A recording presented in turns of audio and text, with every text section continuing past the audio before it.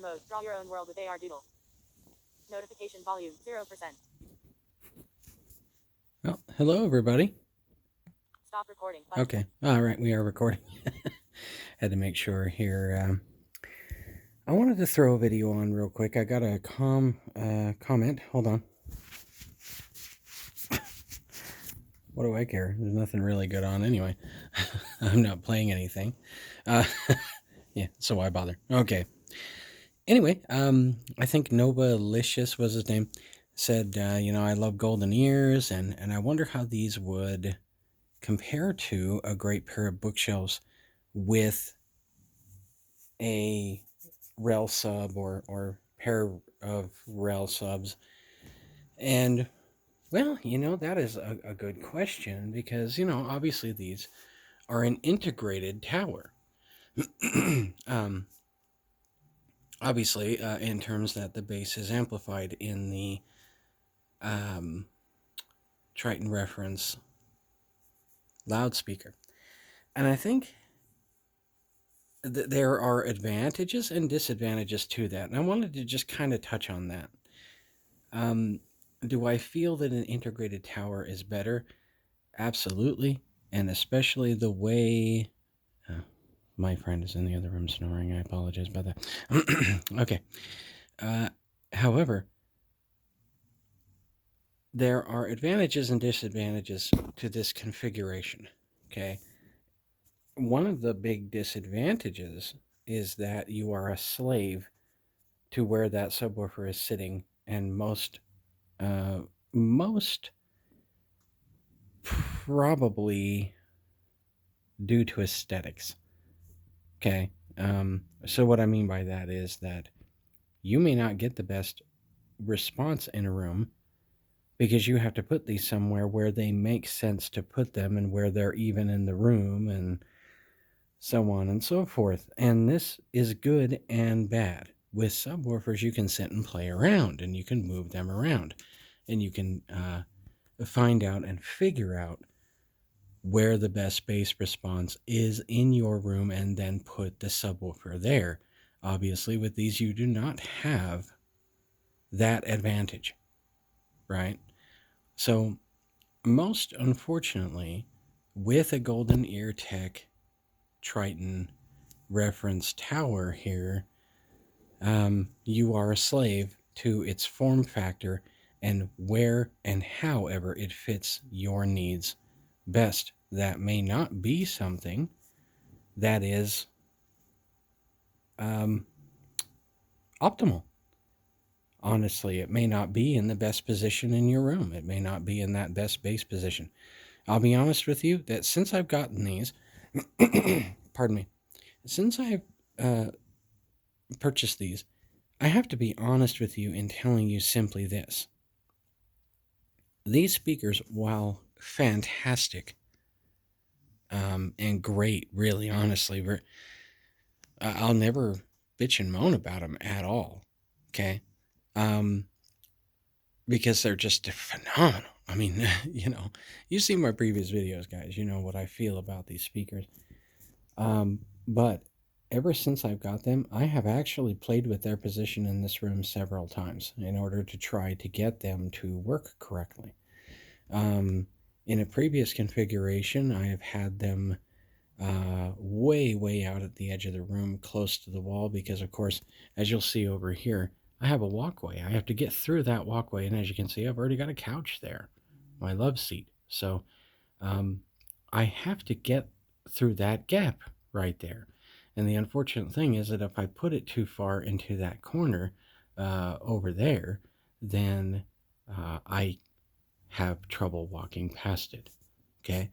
There were several problems with this. One, pardon me again, the speaker was too close to the wall, and I was getting a great deal of room gain. As a matter of fact, these are so powerful, I don't know what room you could stick them in without getting room gain unless you put them out from the wall a bit, right? So in this configuration, I finally settled on they need to be out a little bit more from the entertainment center because I had them close into the entertainment center. And then what happened is I was getting actual talk from the entertainment center itself, because the passive radiators were right next to either side of this, and it's just got these big flat panels on the side, and so I had them butted up against it, and the definite disadvantage there was that you could tell it was kind of making a weird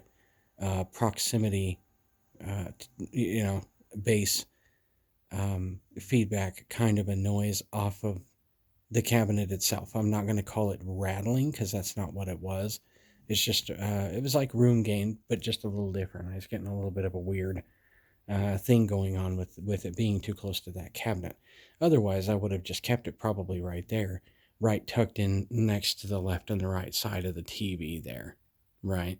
It was a good position. Aesthetically, yeah, the bass seemed to be all right, but like I said, eventually I got them to where they're at now. They are to a little bit further out from the side, so they're not tucked in super close, and they're out a bit from the wall. And that seems to be perfect for me. So I think that has worked pretty well so far that I have noticed. So I can't really complain there. No, yeah, I mean, I think they're great. Um, will I continue to mess with that in the future? Knowing me, if you spent more than about 10 seconds around me, I'm never satisfied with anything. You'll find out very quickly. So if there's one thing I do, it's mess around with these things. So to be honest, I'll probably try to move them again, but I think right where they're at has been the single most optimal, and I've towed them in just a bit. And there's a fine balance. Again, I've already talked about the toe in because, of course, my TV is acting like a big, huge reflector, and it's not helping the situation any if I tow them in too far. The golden ear techs just get us sweeter and sweeter and sweeter the more aggressive the tone. If they're pointed right at your listening position, oh man, you're uh, the king of the world. Not to put it in a too much of a Titanic, DiCaprian sort of a saying there, but yeah, they're great. They're fantastic, especially if they're pointed right at you. If these were in a room, um, free of a TV or whatnot, I'd say point them right at you. Get them as wide apart as you can to open the sound stage without being too far enough to interact with your corners or something like that. And just point them right straight at you because you're going to get the best out of them. But I think right there has worked. But, I wanted to address that issue. How would they compare? I've never heard of rell. So I couldn't say compared to a rell sub. Of course, rell is a world renowned for accurate, articulate bass that is designed from number one part and component to integrate with your already existing bass system. So a rell, of course, would be fantastic. And I'll tell you right now, if you had a pair of the Triton bookshelf. Yeah, I mean the not Triton, the bookshelf reference X that I have in my rears. Um, I bet you would have a phenomenal experience with a rell 212B and a pair of these bad boys. If you're in a listening room, something like that, I think you'd really seriously fully enjoy that. Um, so I think that would be worth a try. I'd love to at some point, maybe get I've really always thought of that rell 212. I think that's what it's called, the 212B. Could be wrong, but I believe that's what it's called. And that's a phenomenal looking sub. Oh, so nice and sexy, just beautiful, beautiful sub. And I've thought about maybe eventually just getting them anyway. Um, I don't know. I mean, could you ever have too much bass? I guess. In terms of audible range base, yes, I would have to say obviously there's a limit. Again, you know what? The subs on these towers, guys, aren't even halfway up. I've already talked about that. They're barely at a third of the way up. Okay, and I cannot exceed that because if I do, I just get too much room gain, wall gain, uh, and they're unpleasant. It doesn't sound correct. It overwhelms the mid range and the vocal band, and it kind of washes everything else out. So I don't think it's a good idea, personally, um, to go up higher than that. In this room, do I intend to eventually? Yes. I'll tell you what, I'd like to be in a big room where I could open these puppies up. I mean, just really open them up and, get them up to either halfway where they probably are designed to be anechoic response, or, even higher if you have a space to fill. But can I do that now? Certainly not. But I'd love to. But even then, I'd still be tempted to buy something to augment the lower range, because I'm not saying that these, again, are not quite enough. They just aren't aggressive in the super low frequencies. And I think if you went with like say a pair of RS2s, Captivator RS2s by JTR, or stacked up maybe a couple of number 25s by Rell, or did something like that. Yeah, I think you'd really get that phenomenal deep low end response that you're looking for when you have low frequency effects. And again, these continuously surprise me. They really do, in that sense. I don't want to sell them short and tell you, oh well, they aren't doing the trick, or I'm not satisfied with them at all, because that would not be true. I guess what I mean to say is, well, I think, oh geez, pardon me. I think that these have just a phenomenally unrealized low end. I mean, for one, this room's kind of small, and I don't think that I'm getting enough length away from them to get all of the deeper frequencies. But I'll be quite honest with you, once they're set up right and the LFE is set correctly, and because again, I had to say this before, there's quite a delay there. So I've had to set quite a delay. But once I did, and everything was tuned in right, and you feel it just kind of click in and everything is right, and the cross oscillation goes away from it not being set correctly and whatnot. Whew. Oh man, I'm telling you what, deep, articulate, slamming, chest pounding bass. I mean, these things can deliver the goods. So please don't think that I think you need anything else. If you're going with these, go with these. You don't need a sub. Okay? I would just say that if you're going to go with the subwoofer, go with it knowing you're going to hook it up as a dedicated LFE just to get those super low frequencies out of that sub rather than these. Because these would still give you everything audible and they'd respond ultra low. So if you just hooked them up with speaker wire, you'd be perfectly fine, and then you could, it would probably only take over at like 40 hertz or something like that. That's what it does in my receiver anyway, right? So it's full bandwidth, 40 hertz and down. In terms of it will, the towers will play everything full bandwidth. But if you went with the sub from there down, man, you'd be fantastic.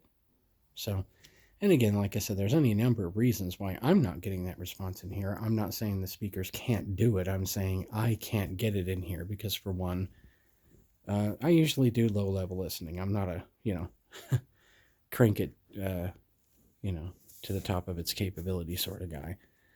And, of course, there's just a lot going on. Again, some of it probably has to do with the sub placement, and my distance away from those subs, again, is not very far. So it's likely I'm just, you know, in the wrong room to fully appreciate what these can do.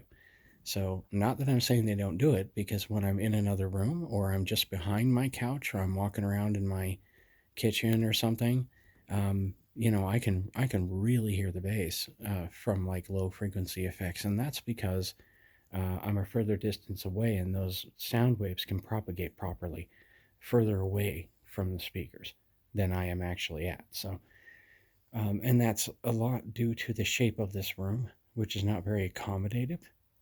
Of course, no room's accommodated for bass waves. We already know that, right? Yeah.